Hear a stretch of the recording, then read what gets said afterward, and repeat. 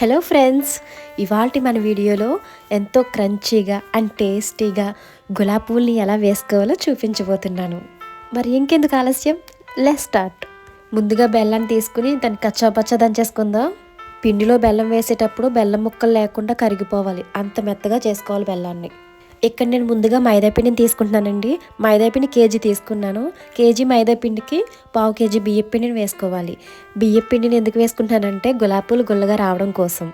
కొద్దిగా సాల్ట్ వేసుకున్నాం కదా, ఏ రెసిపీ అయినా సరే బెల్లం వేసి చేసేటప్పుడు కొద్దిగా సాల్ట్ వేసుకోవాలండి.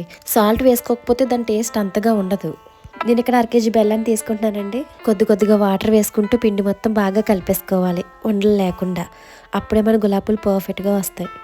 బెల్లం కూడా బాగా కరిగేలా కలుపుకోవాలి. నేను ముందుగా చెప్పినట్లుగా బెల్లాన్ని బాగా మెత్తగా చేసుకోవడం వల్ల పిండిలో వేసుకున్నాక మనం అంతసేపు కలపాల్సిన అవసరం ఉండదు.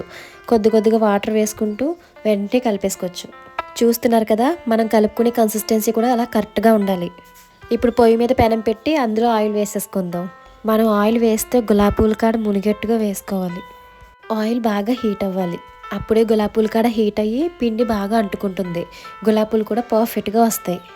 ఆయిల్ హీట్ అయిందో లేదో చూసుకోవడానికి పిండిని కాస్త అందులో వేసుకోవాలి. ఆయిల్ బాగా హీట్ అయింది కదా, ఇప్పుడు గులాబీ పువ్వులను వేసేసుకుందాం.